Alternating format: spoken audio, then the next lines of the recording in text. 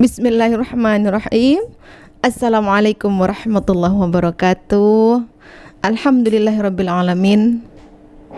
Allahumma shalli ala sayyidina Muhammad wa alihi wa ashabihi wa azwajihi wa zurriyatihi wa ummatihi ajma'in.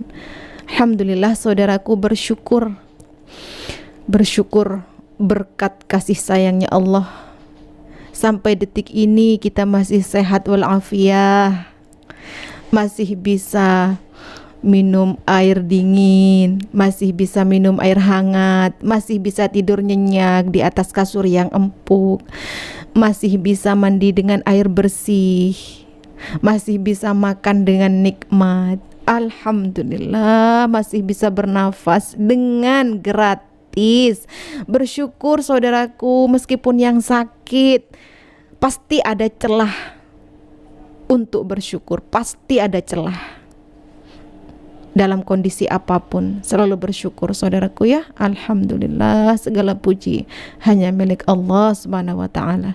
Salawat serta salam senantiasa tak lupa kita curahkan, kita haturkan kepada junjungan Nabi kita, Nabi Muhammad sallallahu alaihi wasallam. Semoga kita, semua anak cucu kita, orang tua kita, kakek nenek buyut kita semua menjadi pengikut sunnahnya Nabi Muhammad sallallahu alaihi wasallam, dan kelak kita benar-benar mendapatkan syafaatnya beliau hingga selamat berkumpul di surga dengan Nabi Muhammad beserta dengan keluarga kita, orang tua kita, anak cucu kita, dan semua orang-orang yang kita sayangi. Amin, amin, amin ya rabbal alamin.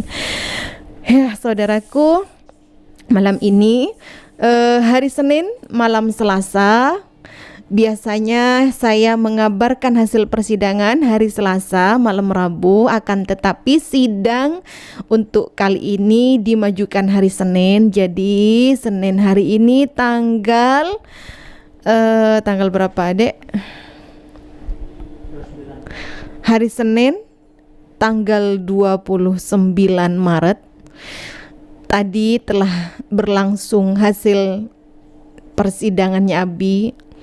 Jadi tadi Abi sidang dengan jadwal pembacaan pledoi. Abi tadi sudah membacakan pledoinya, pembelaannya dari Abi. Ya, masih dalam barskrim, masih Zoom. Jadi malam ini saya akan membacakan ulang pledoinya Abi. Kenapa? Karena tadi kuasa hukum mengabarkan kepada saya kalau Abi tadi itu putus-putus bacanya. Abi tadi pledoinya putus-putus, entah itu jaringannya, entah itu apanya lah. Abi sebenarnya tadi katanya sudah meminta untuk ya dijeda dulu lah, tunggu dulu lah barangkali kan.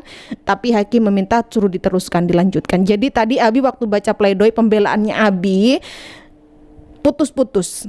Jadi sebagai keluarga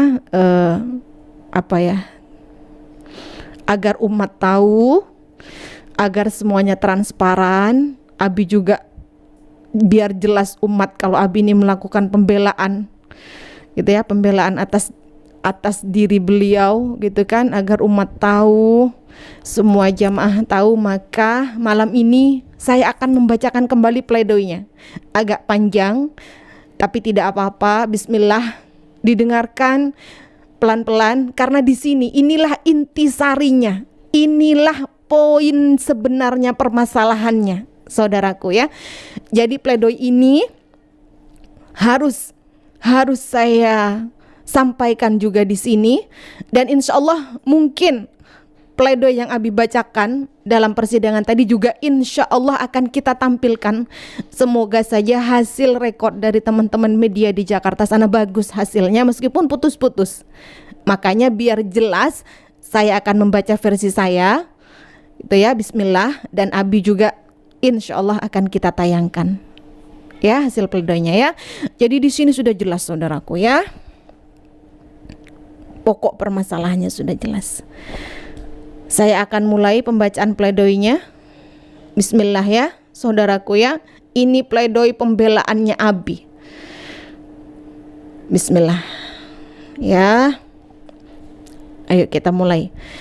Judulnya Pledoi Gus Nur teruslah dengan kesombonganmu. Demi Allah Subhanahu wa ta'ala, azab Allah pasti akan mendatangimu. Assalamualaikum warahmatullahi wabarakatuh. Bapak Hakim dan Bapak Jaksa Penuntut Umum yang insya Allah akan dihusnul khotimahkan oleh Allah, serta semua yang ada di ruangan ini dimuliakan Allah.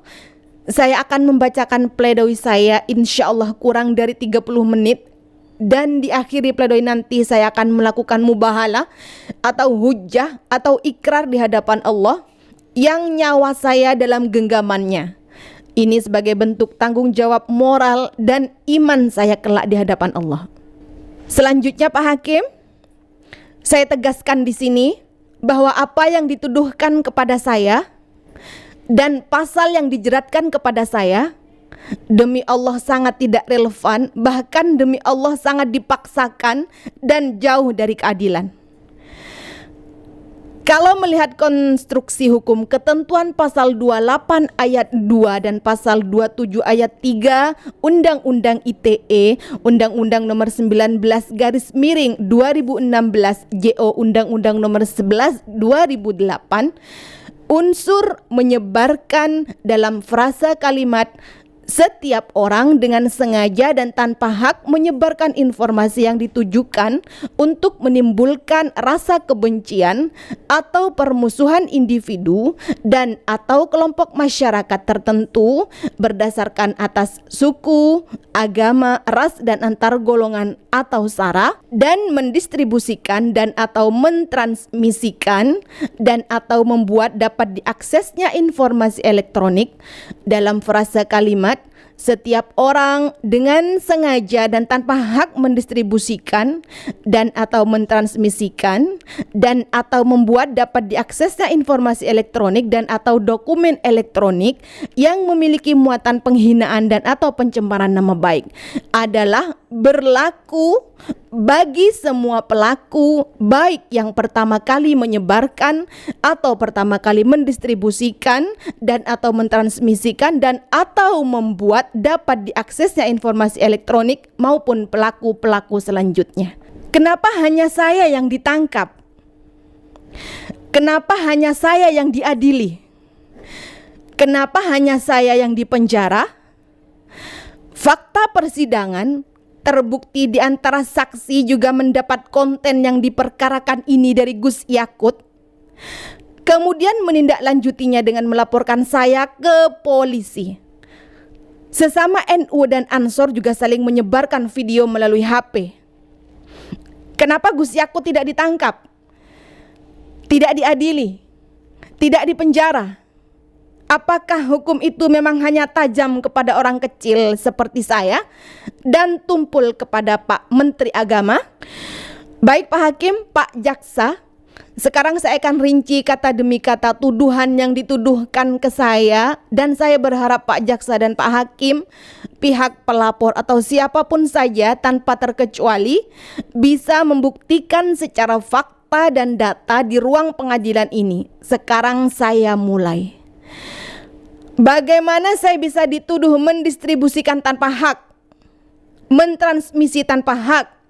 Itu video saya, itu konten resmi saya, itu akun resmi saya, kamera saya, channel saya, copyright hak cipta punya saya. Bagaimana ini bisa terjadi? Saya tidak mengambil video orang, tidak nyuri konten orang, tidak motong video orang. Kok dituduh mendistribusikan dan mentransmisikan tanpa hak? Sekarang coba tunjukkan ke saya. Tunjukkan ke media. Tunjukkan kepada kami semua yang hadir di sini data dan faktanya. Suku mana yang terpecah saling benci gara-gara video saya dengan Refli Harun? Mana? Saya mau lihat sukunya. Pesantren saya di Palu saja sampai detik ini masih berjalan dengan baik dengan santri dari berbagai macam suku. Ada Jawa, Madura, Batak, suku Kaili, Bugis dan lain-lain. Ayo Pak Hakim, Pak Jaksa, pelapor, saya tunggu hadirkan sekarang di sini. Suku apa yang berantem, yang bertengkar, pecah belah akibat konten saya itu? Apakah ada suku Madura, Jawa, Bugis, Kaili, Ambon, Batak, Sunda? Hadirkan di sini, hadirkan ke sini buktinya. Kalau bentuk video, mana videonya? Kalau bentuk berita, mana beritanya? Kalau ada nyata sukunya, mana sukunya? Saya tunggu 3 menit, 3 jam, 3 hari, 3 bulan, 3 tahun, bahkan 3 abad juga boleh. Mana Pak Hakim? Tidak ada kan? Tidak ada. Tidak bisa membuktikan kan? Berarti demi hukum gugur delik aduan ini, gugur persidangan ini, dan demi hukum wajib membebaskan saya tanpa syarat, sekaligus mengembalikan nama baik saya, bahkan bila perlu mengganti semua kerugian saya, baik materi maupun non materi. Mulai saya ditangkap sampai ditahan kurang lebih sekarang sudah hampir 6 bulan. Bahkan Ansor Banser NU yang melaporkan saya, mereka nggak sadar bahwa tidak semua Ansor Banser dan Nahdien yang marah kepada saya. Bahkan banyak dari cucu-cucu pendiri NU dan Nahdien yang mendukung saya. Begitu Pak Hakim. Sekarang yang kedua, yaitu ras. Pertanyaannya hampir sama dengan yang pertama tadi Pak Hakim. Ras mana atau mana rasnya yang pecah belah saling benci gara-gara konten saya? Buktikan di sini, hadirkan di sini apa ras Cina. Kalau video mana videonya, kalau berita mana beritanya. Apakah ada bukti otentik hitam? Apakah ada bukti otentik hitam dan putih dan pribumi yang terpecah gara-gara konten saya? Saya kasih waktu tidak 3 menit, 3 jam, 3 hari, 3 minggu, 3 bulan, 3 tahun, 3 abad. Saya tunggu Pak Hakim. Mana Pak Hakim? Tidak ada kan? Tidak bisa membuktikan kan? Berarti demi hukum gugur delik aduan ini, gugur persidangan ini, dan demi hukum wajib membebaskan saya tanpa syarat, sekaligus mengembalikan nama baik saya, bahkan bila perlu mengganti semua kerugian saya, baik secara materi maupun non materi. Mulai saya ditangkap sampai ditahan sampai sekarang ini, ya kurang lebih sudah hampir 6 bulan. Terus kemudian golongan mana? Sama dengan yang di atas tadi pertanyaan saya, golongan mana yang terpecah gara-gara konten saya? Golongan menurut Kamus Besar Bahasa Indonesia adalah berpuak-puak, berkelompok-kelompok. Kata-kata golongan juga bisa disematkan untuk golongan darah. Misalnya golongan darah A, B, AB, dan O. Dan menurut keterangan para saksi ahli, baik saksi ahli bahasa ataupun saksi ahli pidana, ormas itu bukan termasuk golongan. Tapi baiklah, saya akan mengalah saja. Saya akan mencoba berpikir dengan cara berpikir kalian.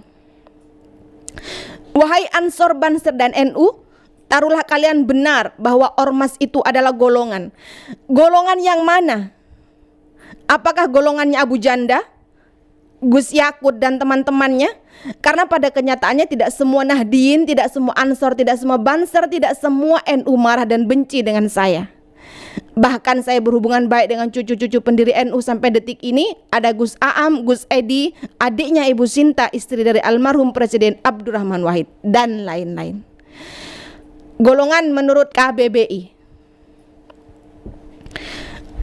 Tadi sudah dijelaskan di atas kan? Bergolong-golong, berpuak-puak, berkelompok-kelompok.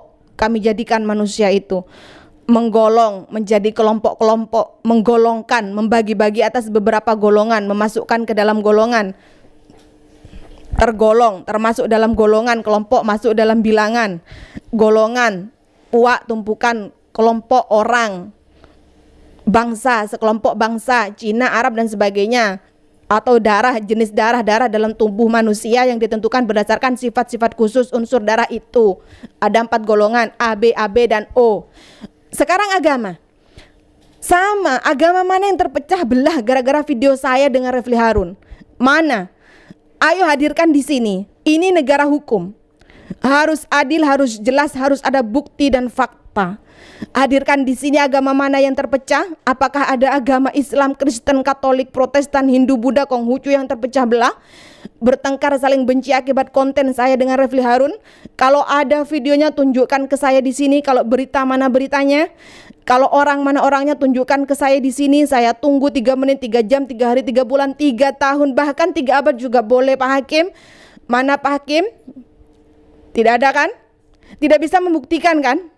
Berarti demi hukum gugur delik aduan ini, gugur persidangan ini, dan demi hukum wajib membebaskan saya tanpa syarat, sekaligus mengembalikan nama baik saya, bahkan bila perlu mengganti semua kerugian saya, baik materi maupun non materi.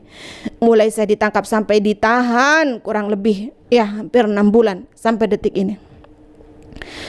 Coba sekarang bawa ke sini, tunjukkan sekarang juga ke saya di pengadilan ini supaya umat tahu, rakyat tahu, media tahu, Pak Hakim tahu, Pak Jaksa tahu, semua supaya tahu. Ayo sekarang juga tunjukkan ke saya di sini. Ayo jawab dengan hati nuranimu dan bawa ke sini. Tunjukkan kepada dunia, kepada media, kepada rakyat supaya mereka semua tahu. Ya. Selanjutnya Pak Hakim, untuk melengkapi pledoi saya ini, saya akan menyampaikan beberapa dosa dan kedoliman yang dilakukan Ansor Banser kepada saya, sehingga sangat merugikan saya. Di sini akan saya beberkan kejahatan Ansor Banser kepada saya yang terus menerus, yang sangat merugikan waktu, pikiran, kehormatan, bahkan materi yang tidak sedikit. Videonya ada, beritanya ada, buktinya ada, orang-orangnya ada, tokoh-tokoh yang terlibat pun juga ada. Yang pertama,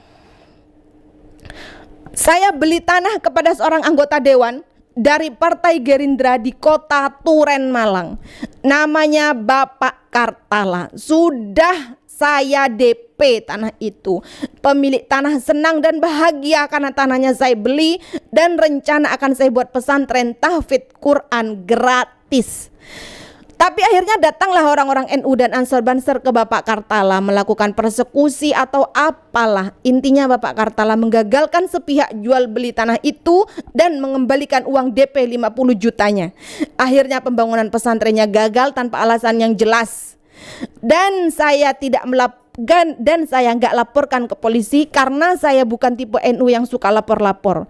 Berita ini sempat viral di media dan di sini saya lampirkan juga datanya. Ada link YouTube-nya ya. Yang kedua, saya membeli tanah lagi di daerah Besuki, Situbondo, Jawa Timur.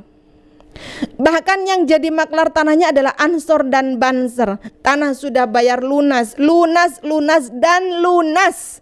Pembayaran saya lakukan di depan perangkat desa, ditandatangani oleh kepala desanya. Alat berat sudah masuk. Pembangunan pesantren sudah akan siap dimulai. Lagi-lagi Ansor Banser berulah, persekusi lurahnya, melakukan manuver-manuver. Tiba-tiba semua dibatalkan sepihak. Uang yang sudah saya bayarkan lunas mau dikembalikan lagi ke saya. Ansor Banser yang jadi maklar tanahnya hilang di telan bumi. Lurahnya susah dicari. Setiap hari saya tempuh perjalanan dari Malang ke Besuki, bahkan sering nginap di hotel Besuki mencari kejelasan. Saya kesana kemari mencari kejelasan, tapi sampai detik ini pun semuanya tidak jelas. Pembangunan pesantrennya gagal dan sertifikatnya pun tidak pernah jelas bagaimana nasibnya. Di sini kerugian lahir dan batin juga materi yang tidak sedikit demi Allah saya alami. Dan saya nggak lapor polisi karena saya bukan tipe Nahdiyin yang suka lapor-lapor polisi alias baper walaupun saya didolimi. Dan mengalami kerugian materi maupun non material, kerugian jasmani, rohani, kerugian secara fisik maupun batin. Berita ini pun juga viral di media sosial secara nasional dan data saya lampirkan. Di sini ada link-linknya. Selanjutnya Pak Hakim, suatu ketika saya mau membuat sebuah film religi dengan lokasi sebuah pondok pesantren. Semua sudah terencana dengan baik. Pemilik pesantrennya sudah siap, bahkan pemilik pesantrennya bahagia karena pesantrennya akan dibuat lokasi pembuatan film.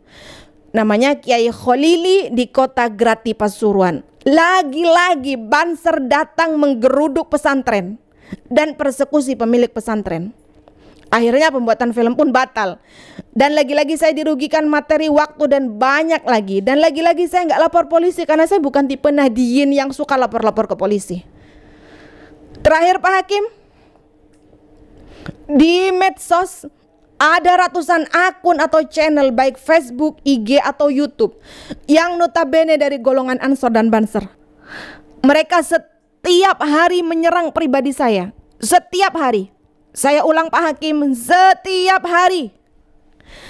Selalu membuat konten-konten yang memfitnah saya.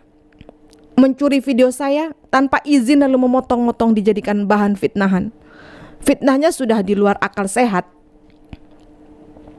Misalnya, Gus Nur anak pelacur, Gus Nur dajjal, Gus Nur setan, Gus Nur pernah nyungsep di lokalisasi pelacuran, Gus Nur penipu, Gus Nur pemecah belah bangsa, dan banyak lagi.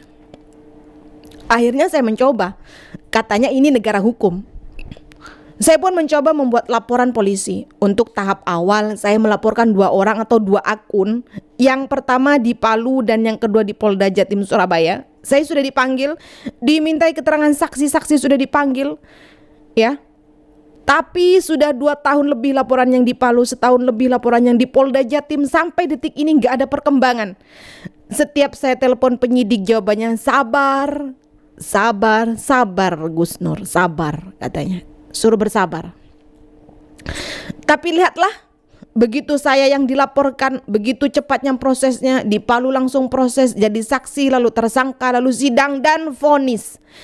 Di Surabaya saya dilaporkan, langsung proses, jadi saksi, lalu tersangka, lalu sidang dan vonis. Nah sekarang ini yang ketiga, lebih tragis lagi, lebih zalim lagi. Pelapornya pihak yang sama dengan yang di Palu dan Surabaya, yaitu Ansor Banser. Bahkan pasalnya pun sama. Lihat Pak Hakim, kurang dari 5 hari saya dilaporkan, lalu ditangkap di rumah pukul 12.30 malam. Rumah digeledah, barang-barang bukti disita dengan ngawur tanpa adab.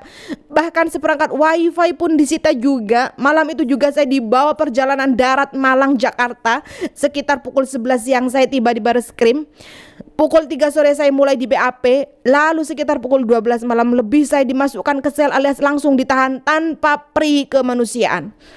Belum tentu bersalah, belum terbukti bersalah, dan saya bukan pelaku koruptor atau pelaku makar, tapi diperlakukan seolah saya ini penjahat besar. Ditahan tanpa diberikan kesempatan sedikit pun untuk ngabari keluarga atau menyelesaikan urusan muamalah saya terlebih dahulu. Surat penangguhan kami kirim sampai 3 kali. Dengan penjamin keluarga, anggota DPR RI, keluarga tokoh Bapak Amin Rais, dan tanda tangan dari beberapa tokoh dan ulama di Jakarta. Tapi surat penangguhan tidak pernah direspon. Bicara soal kerugian, pencemaran, mari sekarang akan saya rinci, akan saya hitung siapa sebenarnya yang dirugikan dan dicemarkan. Selama kurang lebih 6 bulan, silahkan dibantah kalau bisa. Barang bukti yang disita itu ada 2 handphone saya, merek iPhone dan Samsung, nilainya sekitar 15 juta. Itu hampir 4 bulan sudah bisa saya pastikan HP itu pasti rusak. Padahal waktu disita saya sudah jelaskan ke polisi bahwa HP saya ini tidak ada hubungannya dengan konten saya. Tapi polisinya tetap memaksa menyita HP saya. Bahkan seperangkat wifi pun disita. Aneh dan lucu. Apa salahnya wifi? Gara-gara itu maka jaringan internet di rumah saya hilang total. Padahal di rumah saya ada bisnis, ada PT yang omsetnya minimal 30-50 juta per bulan. Dan itu semua jadi berantakan gara-gara jaringan wifi-nya dicopot, disita oleh polisi.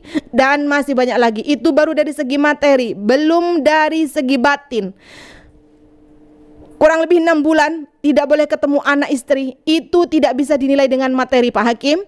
Bahkan pesantren saya itu wajib per bulan saya harus menggaji ustadz atau pengajar serta menanggung makan para santri minimal 15-20 juta per bulan. Itu pun jadi berantakan karena uang tidak bisa ditarik tanpa tanda tangan saya. Program dakwah dan sosial saya terbengkalai.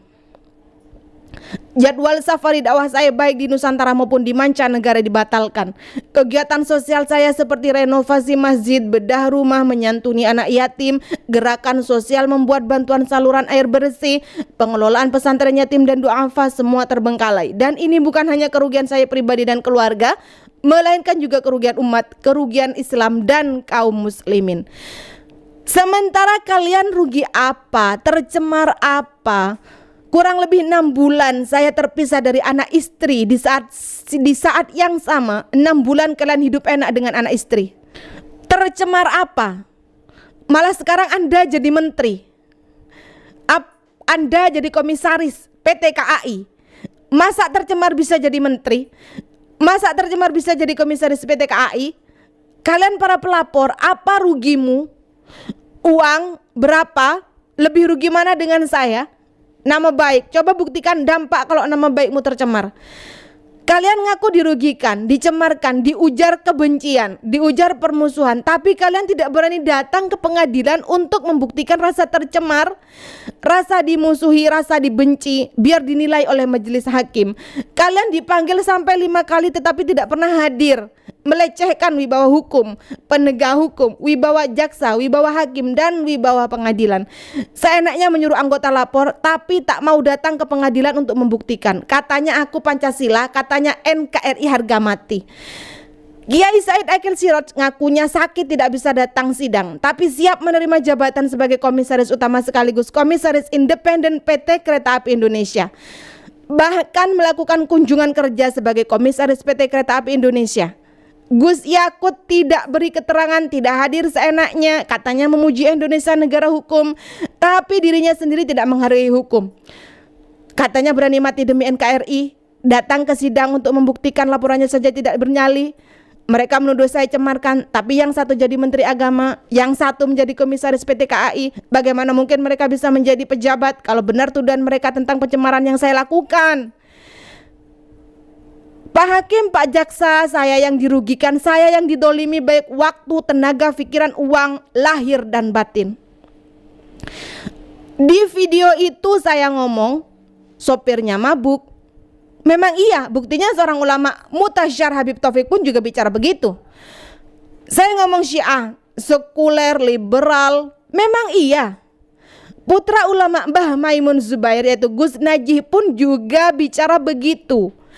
Pondok Tebu Ireng pun juga menulis buku tentang itu. Banser joget, buka-buka aurat dan lain-lain. Memang iya. Coba aja ketik di YouTube Banser joget, sudah pasti muncul banyak sekali. Ada yang joget di jalan, joget di gedung, bahkan joget dengan bidu wanita sampai celananya melorot pun ada. Apa yang salah dengan video saya?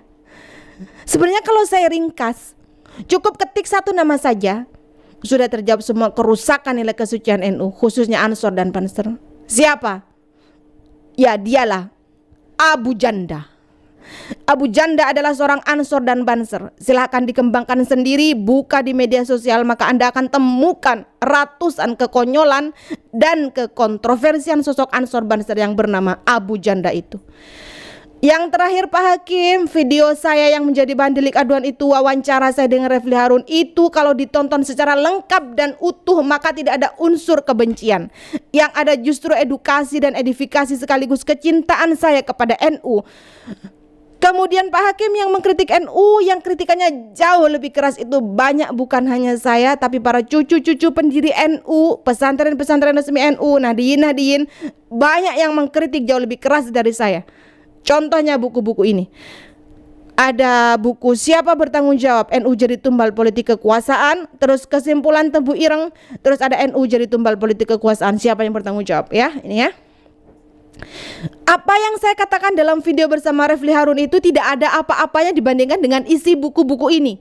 Kenapa nggak dilaporkan? Nggak berani ya? Kenapa hanya saya yang dilaporkan? Bahkan Pak Hakim ada ulama panutan orang-orang NU yaitu Gus Najih, putra ulama sepuh Kiai Haji Maimun Zubair. Dalam videonya beliau katakan dengan lugas bahwa NU itu pengkhianat Islam di Indonesia.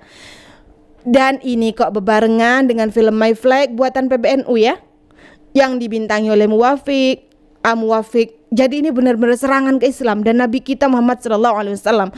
Dan kita umat Islam ini dari barat dan dari timur. Yang timur diwakili oleh PBNU ya, PKI, yang dalam tanda petik dijajah oleh komunis Cina, walaupun nggak bisa bikin partai ya. Kemarin bikin PSI tapi nggak payu, alhamdulillah ya PSI. Nggak payu alhamdulillah, nggak bisa bikin partai, tapi ideologi komunisnya masih menyala-nyala, ingin balas dendam. Pelampiasannya adalah bulan Maulid, bikin apa, film apa, My Flag. Kok bisa bareng? Yaitu menunjukkan Allah memperlihatkan musuh-musuh Islam ini ada di barat, diwakili oleh Perancis, dan di timur sekarang diwakili oleh Indonesia. Innalillahi wa inna ilaihi raji'un, diwakili oleh PBNU. Yang katanya kita banggakan PBNU itu, tapi nyatanya malah menikam syariat Islam, menikam hak bulan Maulid, bulan kehormatan Nabi Muhammad SAW. Dan yang bintang filmnya adalah Muwafiq, yang pernah mengatakan Nabi Muhammad SAW waktu kecilnya rembes, belekan, jelas-jelas penghinaan kepada Islam. Entah apa itu Muwafiq itu. Apa keturunan PKI? Saya nggak tahu. Atau keturunan musuhnya NU dulu tapi nyusup ke NU untuk menjatuhkan NU? Saya nggak tahu semua. Sedangkan Said Akil saja, yang kiai yang bahasa Arabnya fasih, yang hafal sejarah-sejarah, itu aja bisa takluk tunduk kepada ideologi PKI, ya, dan program-program PKI. Dalam video itu saya bilang sopirnya mabuk. Pak Hakim, yang bilang sopir NU mabuk itu bukan saya saja. Habib Taufik juga berfatwa kalau sopir NU itu mabuk. Ini foto dan videonya saya lampirkan. NU itu tahu nggak? Itu buatannya ulama yang solihin. Mereka orang-orang yang dekat kepada Allah. Lah kok digayang be wong sing kepentingan begini? Nggak boleh kita diam, tidak boleh. Wajib kita bersuara. Harus kita bersuara. Maaf, saya mustasyar NU. Tapi lek saya nyetir NU wong mabuk njaluk sepuro. Tak mudun dime aku. Lek genti supire baru aku munggah maneh. Mabuk ini nyetire, ngawur iki. Komentarnya macam-macam. Karena itu saya minta NU Pasuruan, ojo sampai keluar dari jalurnya orang-orang yang mulia. Tetap ikuti jalurnya orang-orang NU, tapi NU sing temenan. Intinya harusnya Ansor Banser NU itu introspeksi diri. Sebagai ormas yang besar dengan jutaan kepala dan jutaan otak, bukan hal aneh kalau di situ ada penyusup atau oknum. Mentang-mentang dekat dengan penguasa, andalanya main lapor. Padahal yang mengkritik sangat banyak sekali, bukannya introspeksi malah arogan dan jumawa seolah paling suci sendiri. Bapak Hakim dan Pak Penuntut Umum, demikian pledoi saya. Silakan hukum saya kalau memang terbukti bersalah. Demi Allah, saya sangat menjunjung tinggi hukum, tapi hukum yang adil, hukum yang jujur. Bebaskan saya karena memang tidak ditemukan bukti kesalahan. Toh seperti yang saya sebutkan di atas, Ansor dan Banser pun sangat nyata kezolimannya kepada saya. Saya tidak mencemarkan, saya tidak mengujar kebencian, saya tidak mengujar permusuhan, tetapi saya sedang berdakwah mengoreksi NU dan Ansor Banser, melakukan muhasabah koreksi agar jamaah NU tidak rusak karena ulah oknum pengurus yang bertindak tanpa empan papan.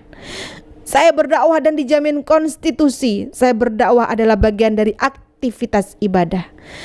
Pasal 29 Undang-Undang 1945 tegas menyatakan bahwa negara berdasar atas ketuhanan yang Maha Esa dan negara menjamin kemerdekaan tiap-tiap penduduk untuk memeluk agamanya masing-masing dan untuk beribadah menurut agamanya dan kepercayaannya itu. Dalam Islam, dakwah itu ibadah, Pak Hakim. Menasihati dan mengoreksi itu ibadah. Adapun terkait cara, karena kelakuan maksiatnya kelewatan, maka saya gunakan analogi yang lebih membekas agar petikan nasihat dan hikmahnya mudah dipahami. Saya tidak mencemarkan, saya tidak mengujar kebencian, saya tidak mengujar permusuhan. Tetapi saya sedang menyampaikan pendapat yang dijamin konstitusi. Berpendapat untuk mengoreksi NU dan Ansor Banser, melakukan muhasabah koreksi agar jamiah NU tidak rusak karena oleh oknum pengurus yang bertindak tanpa empan papan. Saya berpendapat dalam forum diskusi bersama Refli Harun dan dijamin konstitusi. Pasal 28 Undang-Undang Dasar 1945 menyatakan kemerdekaan berserikat dan berkumpul, mengeluarkan pikiran dengan lisan, tulisan dan sebagainya ditetapkan dengan undang-undang. Bahkan untuk menjamin kebebasan berpendapat, ada Undang-Undang Nomor 9 Tahun 1998 tentang kemerdekaan menyatakan pendapat di muka umum. Sebagai penutup Pak Hakim, terakhir Bapak Hakim jangan bertanya kepada saya apakah saudara menyesal dengan perbuatan saudara. Saya tidak tahu soal pertanyaan ini, apakah pertanyaan ini sudah termasuk standar SOP persidangan yang wajib ditanyakan kepada terdakwa. Manusia diciptakan dengan satu anugerah, yaitu hati nurani. Hati nurani ini tidak mau berbohong dan tidak mau dibohongi. Hati nurani akan berontak kalau diajak berbohong atau dibohongi. Kalau perbuatan salah, maka otomatis saya akan minta maaf. Saya akan mengakui bersalah dan saya akan berjanji untuk tidak mengulanginya lagi. Ini soal dakwah, ini soal kritik, ini soal beda pendapat. Yang mana posisi saya sebagai warga negara yang punya hak konstitusi. Ini soal amar ma'ruf nahi munkar. Jadi jangan tanyakan kepada saya apakah saya menyesal.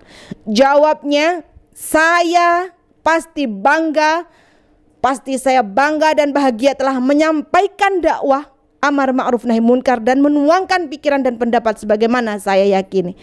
Sebagai penutup, sebagai satu kesatuan dengan risalah pledoi, saya ingin menyampaikan mubahalah. Mubahalahnya juga akan saya bacakan mubahalahnya Abi ya. Bismillahirrahmanirrahim. Asyhadu an la ilaha illallah wa asyhadu anna Muhammadar Rasulullah. Allahumma shalli ala sayyidina Muhammad wa ala ali sayyidina Muhammad. Ya Allah, kalau memang benar apa yang dituduhkan ke saya, kalau memang benar saya punya niat menebarkan kebencian, ada niat memecah belah bangsa, suku, ras, agama, dan golongan, maka azab 7 turunan saya, laknat 7 turunan saya, cabut keberkahan hidupku ya Allah, hina dinakan dunia dan akhiratku ya Allah. Jangan golongkan aku menjadi golongan umatnya Nabi Muhammad SAW. Amin. Tapi ya Allah, kalau ternyata yang dituduhkan ke saya tidak benar, bahkan ternyata merekalah yang zalim kepada saya, merugikan keluarga saya, maka azablah 7 turunan mereka. Semua yang terlibat menzalimi saya dalam perkara ini tanpa terkecuali. Bila perlu semua yang di ruangan ini ya Allah, kalau ada yang tidak bersih hatinya menolak sumpah mubahalah ini, maka azab, laknat dan cabut keberkahan 7 turunan hidupnya ya Allah. Pelapor, Pak Hakim, Pak Jaksa dan pengunjung semuanya tanpa terkecuali azab seberat-beratnya kalau di dalam hatinya ada unsur ketidakadilan ya Allah. Amin. Silahkan tidak percaya dengan pledoi saya ini. Saya sudah lepas dengan semua unsur percaya tidak percaya manusia. Tapi di atas kepala saya ini ada Al-Quran. Kalau saya salah sudah saya serahkan 7 turunan saya untuk dilaknat.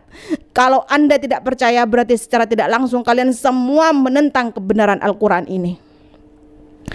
Demikian pledoi saya. Kalau tidak bisa membuktikan kesalahan saya, maka demi hukum, demi keadilan, demi kebenaran, demi selamat dari azab Allah, maka bebaskan dan bersihkan nama baik saya, dan saya maafkan kalian semua atas kerugian lahir dan batin yang telah kalian lakukan ke saya dan keluarga saya.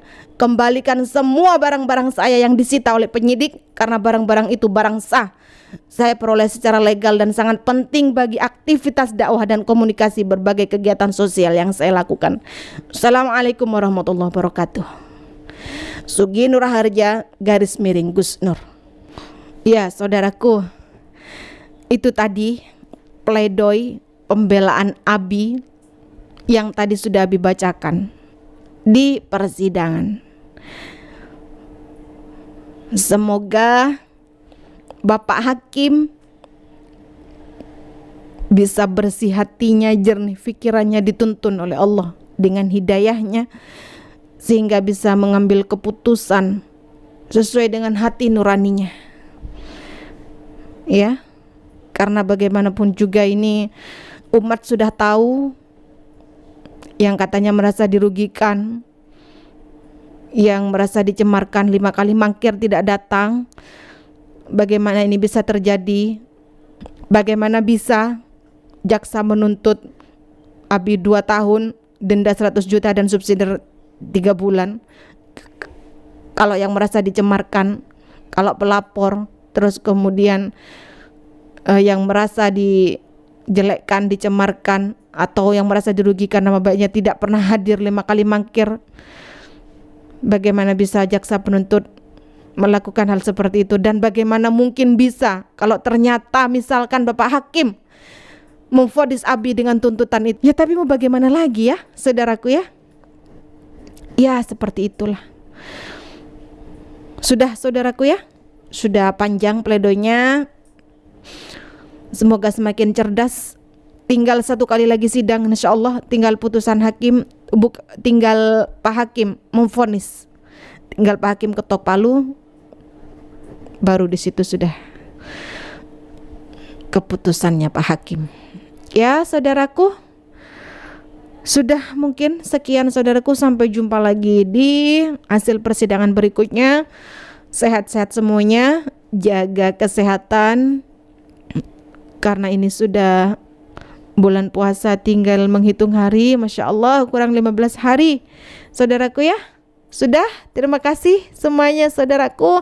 Mohon maaf jika ada salah-salah kata tadi, mohon dimaafkan. Assalamualaikum warahmatullahi wabarakatuh.